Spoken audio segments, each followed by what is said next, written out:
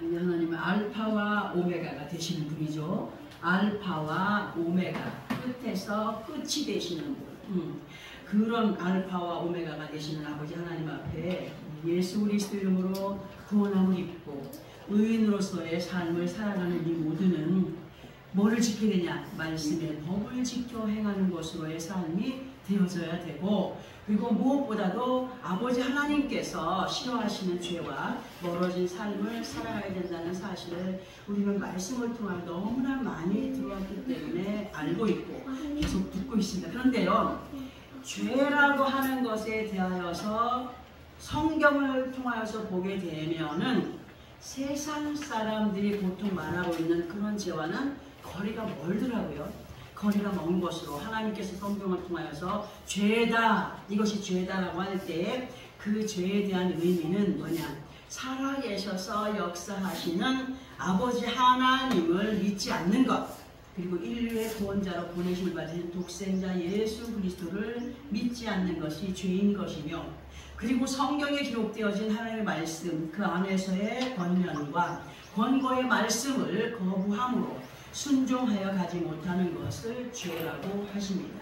진실로 예수 그리스도 안에 있는 곳, 예수 그리스도 이름으로 구원의 바늘을 세움받고 살아가는 우리 모두는 아버지 하나님의 구속의 역사 속에 살아갈 의무를 갖고 살아가는 자들이기 때문에 예수를 믿기 전에 우리 자신들 스스로가 주인이 되었던 자리에서 일어나 그 자리를 말씀이신 예수님께 내어드림으로, 말씀에 내어드림으로 이끌림을 받는 것이 마땅한 것임을 성경이, 다른 사람이 아닌 성경이 우리들에게 가르쳐 알게 하십니다. 그리고 이러한 아버지 하나님의 세계 안에서 구원과 구속에 대한 확실한 가치관이 무엇인가를 알고 행하여 가는 우리가 되어야 되는데, 이 시간 예수 그리스도 안에서의 구원과 그리고 구속에 대한 것을 확실하게 짚고 넘어가면서 이러한 의미들을 본문의 말씀과 연결을 한번 시켜보려고 합니다. 우리가 알고 있는 구원이라고 하는 단어의 의미를 보게 되면은 어떤 곤란한 처지에 있던 상태나 어려운 상태 또는 노예와 같은 상태에 있는 사람을 그러한 곳에서 끌어내어서 자유를 주는 행위. 그러니까 그 옛날 우리가 미국의 16대 대통령 아브라함 링컨이 뭐를 어떻게 했어요? 노예를 해방시키는 일을 했지 않습니까? 그러니까 아브라함 링컨에 의해서 노예법이 폐지가 되면서 노예로 팔려다니면서 자유를 억압받던 사람들이 이제 평범한 미국의 시민들로 살아가게 되었어요. 누구 때문에? 아브라함 링컨 때문에. 그 대통령이었죠. 그 나라의 대통령이었던 그 사람 때문에. 그러니까 이런 것처럼 성경에서의 구원의 의미도 이와 같이 어떤 죄와 사망의 권세 아래 묶임바 되어서 영원히 죽음으로 끌려가던 인생들을 하나님께서 예수 그리스도의 이름으로 사망의 죄에서 우리를 해방시켜 주시고 진리 안에서 자유를 누리며 새 생명의 삶을 살아가게 하신 것이 바로 구원의 역사라고 할 수가 있습니다. 우리 연결해서 구속이라는 것을 알아보려고 하는데, 구속이라고 하는 단어는 구원의 단어와 같은 의미를 갖고 있긴 합니다만, 예수 그리스도 이름으로 구원의 바늘을 세움받고 살아가는 하나님의 자녀들을 한다면은 분명한 것은 세상과 구별된 삶을 살아가야 된다는 것이 기정사실입니다. 그리고 세상과 구별된 삶을 살아가기 위해서는 하나님의 말씀의 법을 이탈하지 않고 살아가는 것을 구속이라고 할 수 있습니다. 그러니까 구속이라는 의미를 제일 쉽게 얘기하면 선남 선녀가 장성에서 결혼을 했어. 그러면 그때부터 남편의 구속 아래 있게 되는 거죠. 그러니까 구속이란 나쁜 구속이 아니라 그 남편과 함께 가정을 이룬 테두리 안에서의 삶을 살아가야지, 만약에 그 남편에게 구속된 사람이 다른 데 가서 마음대로 자유롭게 한다면 그건 구속이 아니죠. 그죠? 그러니까 우리는 예수 그리스도 이름으로 구원의 바늘을 세움받은 하나님의 백성들로서 하나님의 말씀에 묶임받은, 이끌림받는 그런 따라와 하면 따라가는 그런 삶이 바로 구속의 삶이라고 할 수 있다는 겁니다. 그러면 구원이라는 단어와 구속이라는 단어가 어떻게 달라지느냐 할 때 설명을 잘 들어보시기 바랍니다. 구원이라고 하는 단어를 한문으로 보게 되면 구할 구에 당길원, 구할구의 당길원. 그러니까 저 구렁텅이에 빠진 사람을 잡아서 끌어냈다 하는 의미가 되겠죠. 구할구의 당길원을 쓰는 단어로 이 뜻은 죽음의 위기에 있는 사람을 손을 내밀어 잡아당겨 살려주었다라고 되고, 우리 주 예수께서 이렇게 우리 한 사람 한 사람을 사망의 위기에서 건져주셨다라고 하는 의미와 같은 것이 구원이라고 할 수 있다는 겁니다. 그리고 구속에 대하여서인데요. 구속이란 잡을 구와 묶을 숲을 쓰는 단어로 이 단어와 어떤 뜻, 그 의미를 본다면 두 가지로 볼 수가 있는데, 먼저 하나의 의미는 예수 그리스도 안에 우리 모두는 예수 그리스도 이름으로 하나님의 손에 이끌림을 받는 사람들, 말씀에 메인받은 삶을 살아가는 자녀라 할 수 있다 얘기했죠. 또 하나의 의미는 예수를 믿는 하나님의 자녀들로 우리 모두는 무엇으로 인도를 받으며 살아간다고요? 말씀의 인도를 받으며 살아가고 있습니다. 만약에 예수를 믿노라 하면서 말씀의 인도를 따르지 않는다면 그의 삶은 구속함에 있지 않는 것이 되므로 우리는 반드시 말씀이 육신이 되어 우리 가운데 거하신 예수 그리스도와 함께 동행하는 자들로 말씀의 멍에를 메고 따라가는 순종의 삶을 살아가야 된다. 이것이 바로 구원받은 자들로서 구속의 삶이다 라고 할 수 있음에, 예수 그리스도와 함께 구원의 반열에 세움받은 자들로 구속하여 가심에 정말 반기를 두는 우리가 되지 않기를 예수 그리스도 이름으로 부탁을 드립니다. 아멘. 그리고 이러한 구속의 삶은 누가 시켜서가 아니에요. 절대로 누가 시켜서가 아니라 당연히 우리 자신 스스로들이 노력하여 가므로 반석 위에 아름다운 교회들로 세워져 가는 우리가 되어야 됩니다.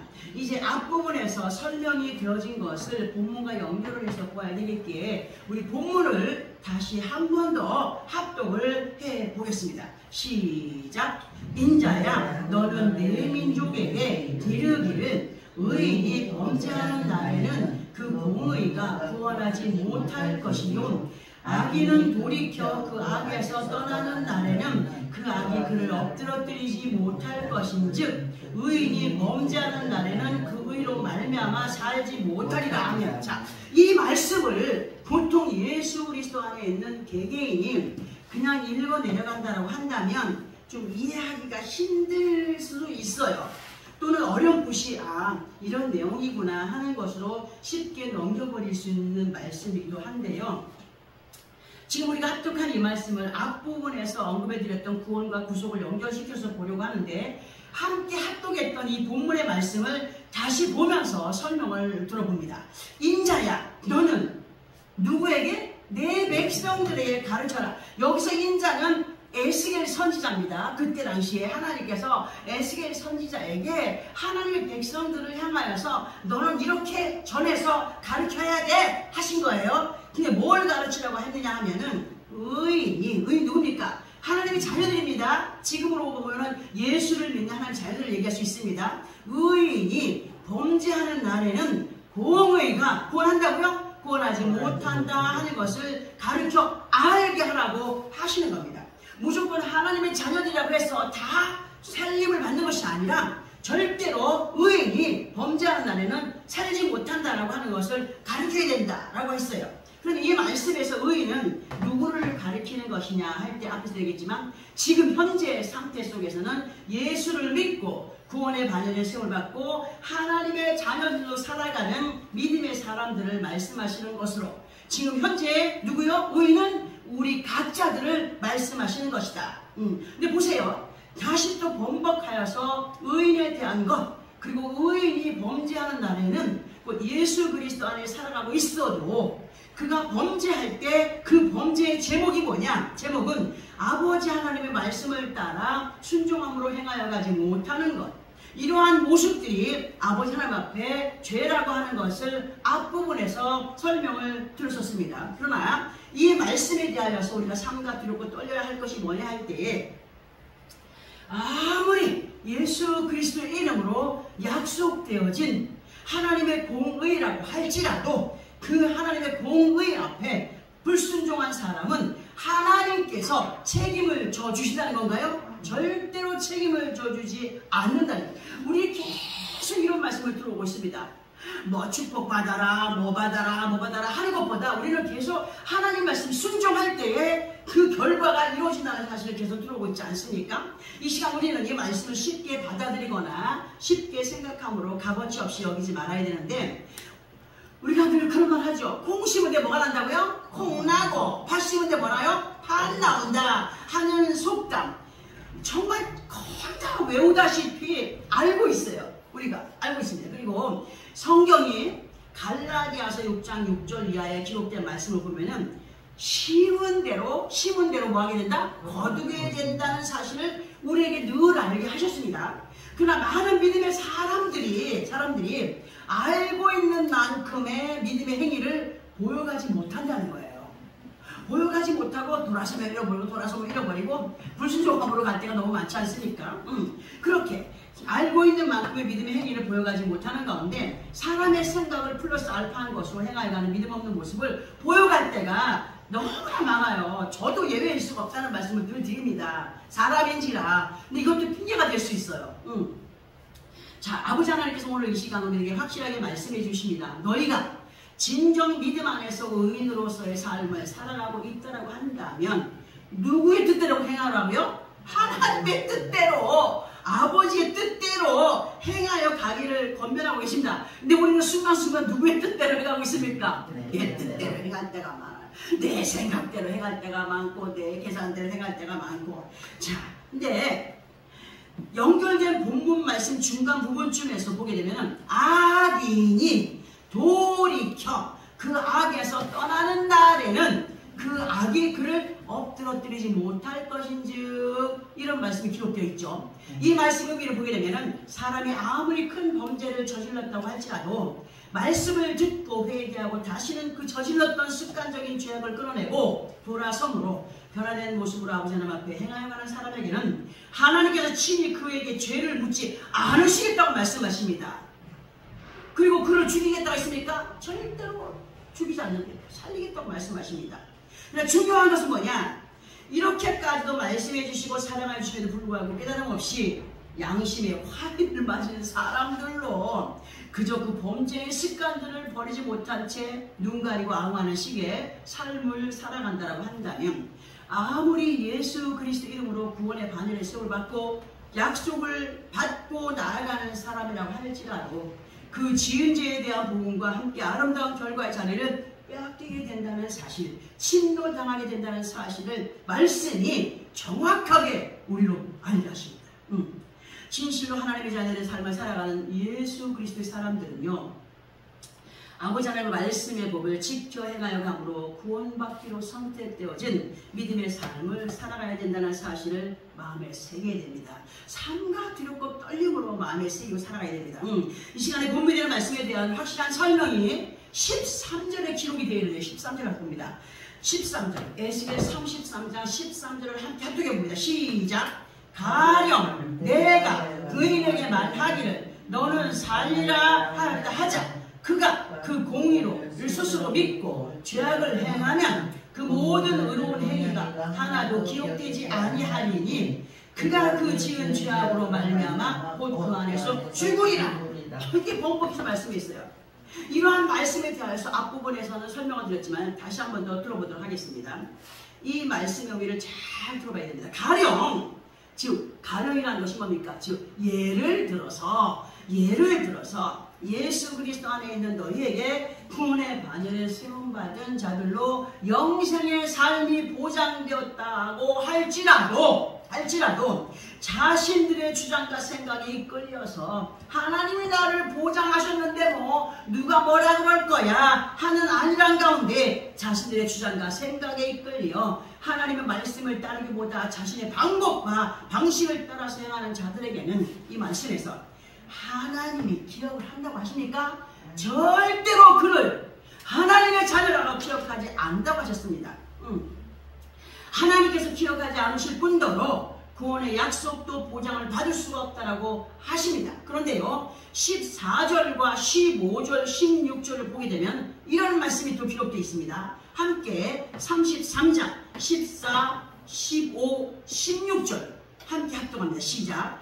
가령 내가 악인에게 말하기를 너는 죽으리라 하였다 하자 그가 돌이켜 자기의 죄에서 떠나서 정의와 공의로 행하여 저당물을 도로 주며 강탈한 물건을 돌려보내고 생명의 율례를 지켜 행하여 죄악을 범하지 아니하면 그가 반드시 살고 죽지 아니할지라. 그가 본래 범한 모든 죄가 기억되지 아니하리니 그가 반드시 살리라. 이는 정의와 공의를 행하였음이라라. 아멘. 자, 하나님은 공의의 하나님이셔요. 이 말씀 그대로 아버지 하나님 앞에 진정한 회개와 돌이킴은 기적 중에 기적을 맛보게 되는 것으로 이 말씀을 보면 구약에서의 히스기야 왕이 생각이 납니다. 히스기야 왕을 너무 잘 알고 있죠 우리가? 자, 히스기야 왕은 하나님의 사람 이사야 선지자를 통하여서 어떤 소리를 듣느냐? 너 이제 죽어. 이제 죽으니까 이제 주위에 다 유언을 하고 이제 뭐 얘기할 거 다 하고 그러면서 이제 죽으니까 너는 살지 못할 것이다 라는 말을 듣게 됩니다. 그러면 만약에 내가 예를 들어서 옆에 있는 목사가 여러분들한테 너 죽을 거야. 그럼 기분이 좋겠어요? 나쁘겠어요? 아, 나빠도 한참 나쁘지요. 뭐 저런 게 다 있어 할 거 아니겠습니까? 그런데 보세요. 자신에게 이런 말을 한 그 이사야 선지자를 저주하거나 네가 뭔데 내가 왕의 자리는 내 앞에 와서 나를 죽는다고 하느냐 하면서 따지고 하지 않고 히스기야 왕은 그대로 아버지 하나님 앞에 자기 자신의 모든 처지를 내려놓고 벽을 향하여 벽 쪽을 향하여서 주여 내가 아버지 하나님 앞에 행한 것을 추억하시옵소서. 심히 통곡함으로 회개할 때에 그에게 어떤 역사가 나타났느냐 하면 죽는다고 했잖아요. 죽을 수밖에 없어서 병에 걸렸었잖아요. 병에 걸렸는데 그 병에서 노임을 받게 됩니다. 누구의 믿음이에요? 히스기야의 믿음이에요. 이사야의 믿음이 아니에요. 우리는 우리 본인들의 믿음이 얼마나 중요한가를 알아야 됩니다. 응? 우리도 목사가 이루는 능력 형수들도 믿음 안에 있으면 다 이룰 수 있어요. 아멘. 응. 그리고 죽을 수밖에 없어서 병에 노임을 받게 됐고 그리고 그때 당시 전쟁 중이었어요. 적과의 전쟁에서 승리하게 되고 그리고 히스기야가 이사야에게 뭘 부탁을 했냐면 아버지 앞에 이런 걸 좀 부탁드립니다. 기도 좀 해주세요. 해가 10도를 좀 물러가게 해주면 안 되겠습니까? 하는 부탁을 했었어요. 히스기야의 소원대로 해그림자 10도를 물러가게 줄 것을 하나님의 사람 이사야에게 부탁을 했어요. 하나님의 사람 이사야를 히스기야의 부탁을 받고 하나님께 아뢰었습니다. 아버지, 저 히스기야가 해그림자를 10도로 물러가게 해달라고 합니다. 고백할 때에 이 기도를 히스기야가 직접 한 거 아니에요. 히스기야가 이사야 선지자에게 부탁을 했고 내가 이러 있으니까 이렇게 좀 해주시기를 부탁드립니다. 나를 위해서 기도해주세요. 내가 이거를 소원합니다. 할 때에 이사야 선지자가 아버지 앞에 히스기야 왕이 이런 것을 부탁했습니다. 하나님 도와주십시오. 기도했다는 거죠. 자, 그렇게 아주 해그림자가 10도를 물러가게 되는 응답까지 히스기야는 받았습니다. 이런 모든 내용들이 열왕기하 20장 1절에서 11절까지의 자세히 기록이 되어 있습니다. 제가 무슨 말을 하기 위해서 이 히스기야 얘기를 해드리냐 하면은 하나님께서는 가령 죽을 죄를 아버지 하나님 앞에 행하여서 정녕 너는 죽고 살지 못하리라 하였더라고 할지라도 진심으로 아버지 하나님 앞에 돌이켜 회개하고 생명의 말씀이신 하나님의 율례를 따라서 지켜 행하여 감으로 범죄의 자리에서 멀어져 가기를 힘쓰고 애쓰는 자는 그가 지은 모든 죄까지 기억한다고요? 절대로 기억하지 않아요. 용서를 받는다는 거예요. 기억하지 않으실 뿐더러 그를 살려주시겠다라고 하시는 말씀. 그러나 우리가 조심할 것은 뭐냐? 하나님의 약속은 이 일회용으로 끝나는 것이 아니라고 했습니다. 우리가 한번 회개하고 한번 그 죄를 용서받았다가 할지라도 그 죄를 또 번복할 때가 있습니까? 없습니까? 있죠. 이게 정말 중요합니다. 한번 돌이킨 죄. 정말 조심한 하나님 앞에 기도하니까 용서해 주신다네, 잃어버리신다네 하여서 회개하고 돌이킨지하고 또다시 번복하여 간다면 그것은 하나님 앞에 용서받지 못할 죄악, 용서받지 못할 죄악으로 인간 자신 꾀에 하나님을 맡겨버릴 수가 있습니다. 그가 지은 죄에 대한 보응으로 갈 수 있도록 완전히 맡겨버린다고 했어요. 야, 돌이 너 거기 물 빠진다. 예전에 제가 이런 얘기했죠. 우리 딸내미가 그 가난할 때 그 다 쓰러져가는 집안에 전기도 없어가지고 촛불 켜고 사는데 이게 2살 때 엉금엉금 기어가서 항상 그 촛불에 그냥 관심이 많아요. 어린 것이 기어가서 만지지만 안 돼. 뭐 말귀를 알아듣고 있어요, 그 애가. 근데 하루는요 만지거나 말고 놔뒀어요. 안 되니까. 근데 시간이 좀 지나서 애를 씻으려고 보니까 이 손을 안 피는 거예요. 그러니까 지가 촛불을 만져가지고 손바닥을 뒤었어요. 그 다음부터는 절대로 그 초를 안 만지더라고요. 대충 한번 혼이 나고 나니까. 하나님은 그러니까 인간 꾀에 내가 저거 만져보고 싶어. 하지 마라. 했음에도 불구하고 했잖아요. 나중에 말하는 그냥 맡겨버린다는 거예요. 그래서 한번 대통 한번 되게 혼이 나는 것을 경험하게 하시는 하나님. 꼭 이렇게 설명을 하면 안 되겠지만 그렇게 자신의 꾀에 맡겨버리시는 무서운 하나님이심을 알아야 됩니다. 그러므로 예수 그리스도 이름으로 하나님의 자녀 우리 모두는요, 아버지 하나님의 의를 따라 살아가는 자들로 창세기 2장 10절부터에서의 말씀 안에서 행하여가는 우리 모두가 되어야 되겠기에, 그리고 이러한 믿음이야말로 우리가 전진의 믿음을 보여갈 수 있는 거기 때문에 우리가 이 창세기 2장 10절부터 15절까지를 함께 합독을 하고 설명을 들어보면서 이 말씀을 맞춰보려고 합니다. 창세기 2장 10절부터 15절까지입니다. 성경책 하나 있죠? 창세기 2장 10절부터 15절까지. 찾으시면 시작. 강이 에덴에서 흘러나와 동산을 적시고 거기서부터 갈라져 네 근원이 되었으니 첫째 이름 비선이라 금이 있는 하윌라 온 땅을 불렀으며 그 땅의 금은 순금이요 그곳에는 베델리엄과 호모노도 있으며 둘째 강의 이름은 기온이라 고스온 땅을 불렀고 셋째 강의 이름은 힛데겔이라 아수르 동쪽으로 불렀으며 넷째 강은 유브라데더라. 여호와 하나님이 그 사람을 이끌어 에덴 동산에 두어 그것을 경작하며 지키게 하시고. 아멘. 우리는 이 말씀을 한두 번 들어본 것이 아니에요. 그러나 이 말씀, 오늘 본문의 말씀과 연결을 시켜주는 데 의미가 있습니다. 우리는 이 말씀에 대해서 여러 번 들어왔기 때문에 어느 정도 알고 있는 말씀입니다. 그러나 이 시간 본문의 말씀의 첫처럼 의인이 범죄하는 날에는 그 의로 말미암아 살지 못하리라. 하나님이 아무리 의 가운데 두었다 할지라도 그가 의를 떠나 범죄한다면 하나님의 의가 있다 할지라도 그는 범죄한 가운데서 구원받지 못한다고 말씀했습니다. 지금 합독한 말씀에서의 삶이 정말 중요합니다. 우리가 그 의 가운데 온전히 거하여서 하나님의 인종 속에 하나님의 약속을 아름답게 받아 누리기 위하여서는 이 말씀의 삶이 우리의 중심에 박혀 있어야 되기 때문에 이 말씀을 함께 합독했습니다. 자, 이 말씀 그냥 알기 때문에 순수 넘어갑니다. 우리 모두는 네 근원이 되는 십자가의 도로 그 안에서의 삶을 살아가는 하나님의 자녀들이 되었습니다. 그리고 성경인을 우리로 듣게 하시고 깨닫게 했던 말씀이 뭐였느냐 하면 너희는 하윌라가 뭐라고 했습니까? 모래 땅이라고 했습니다. 모래알같이 많은 사람들 중에서 우리는 택함을 받았습니다. 예수 그리스도 이름으로 구원의 바늘에 세움받은 사람들로 아버지 하나님께서 원하시는 순금의 사람들이 되어가야 된다고. 그러나 순금 같은 정금 같은 믿음이 그냥 되어지는 것이 아니라 베델리엄 해야 된다.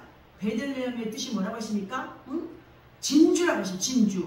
진주이면서 진주의 의미는 인내라고 했습니다. 베델리엄함으로 호마노를 이어가야 되는데 베델리엄의 뜻은 진주, 그 의미는 인내. 그리고 인내의 믿음 안에서 호마노의 의미는 뭐냐? 사명을 감당해가는 우리가 되어야 함을 말씀해 주시는데 호마노라고 하는 홍포를 두른 보석, 우리는 이 의미를 예수 그리스도의 이름으로 얻어진 왕같은 제사장의 사명이라고 말씀을 들었습니다. 제사장의 사명을 잘 감당해 가야 되며 이러한 사명을 잘 감당하여 가는 사람들로 기혼해야 된다. 기혼의 뜻이 뭡니까? 뿜어내다.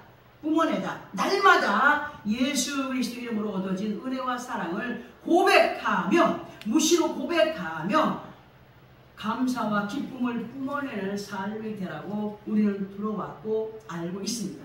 근데 이러한 믿음의 모습을 좋을 때뿐만 아니라 구수 온 땅을 둘러야 된다고 했습니다. 구수라고 하는 그 뜻은 뭐라고 했습니까? 검다, 어둡다. 우리의 삶에 항상 밝음만 있지는 않습니다. 어두움도 있습니다. 슬플 때도 있습니다. 기가 막힐 때도 있습니다.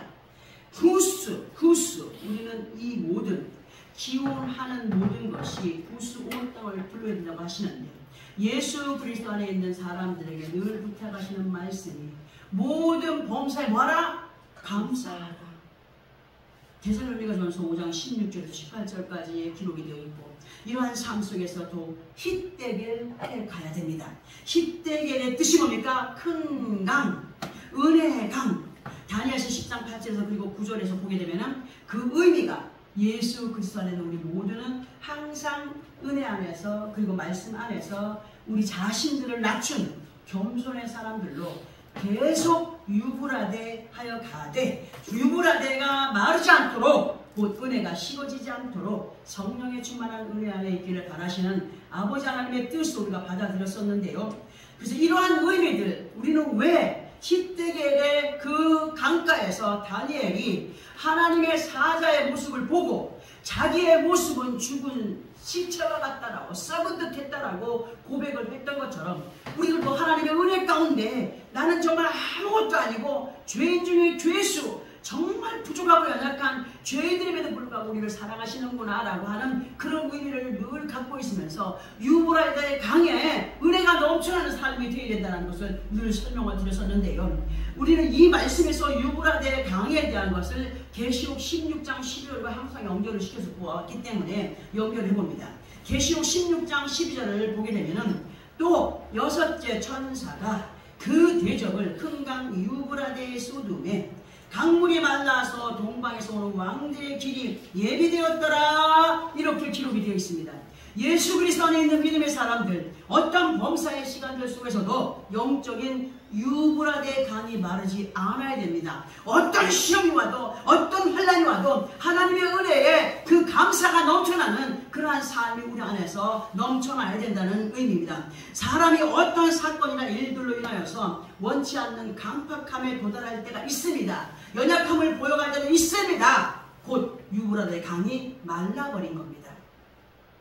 마음이 강팍하여지고 삭막하여진다는 의미, 사람이 예수 그리스도 안에서 강팍하여지고 은혜가 식어버리게 되면 그때부터 성령의 역사는 온데간데 없고 뭐가 올라와요?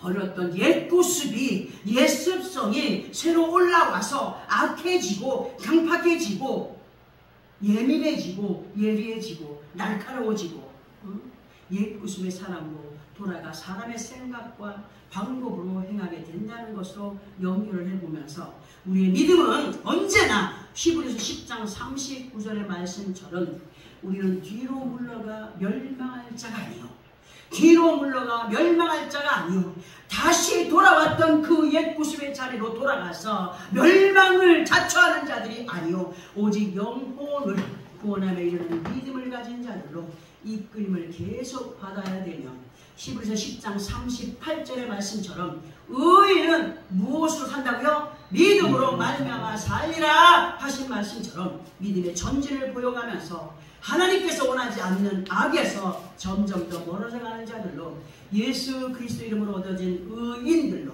하나님의 공의 앞에 의인들로 승리의 삶을 살아가기를 바라셔서 이 말씀을 듣게 하셨는데 세상의 소문은 날로 날로 악하여지고 더티해져가요. 정말 더럽고 정말 치사하고 정말 아주 그런 것들이 얼마나 많습니까? 세상을 보면 서로 물고 먹는 것이 이 살아가는 세상 속에 지금 너무나 날카롭게 일어나고 있습니다. 예전에 같은 그 이웃 간의 그 어떤 나누는 우정의 사랑들이 없습니다. 그래서 어떻게 하면 그 헐어서 넘어지는 걸 볼까 하는 생각이 아닙니까? 세상의 소문은 날로 악하여지고 도태해져 가고 있으나 우리는 날마다 새로운 믿음 안에서 더욱더 든든히 말씀으로 세워가자는 정말 우리 모두가 되기를 결단하고 결심함으로 하나님과 나 사이의 중보자가 되시는 분 누구? 예수 그리스도와 함께 세상을 이겨 승리해가면서 너는 살리라 하신 그 약속의 말씀을 우리 자신 스스로들이 이루어가는 믿음의 승리자들이 꼭 되어가야 한다는 마음에 새기면서 이 말씀들 정말 하나님이 우리에게 나에게 주신 아버지 부탁의 말씀인 것을 확실하게 믿고 의지하는 가운데 이러한 삶으로 더욱더 전진해가는 믿음의 승리자들이 되어지기를 예수 그리스도의 이름으로 축원합니다. 아멘. 기도하겠습니다.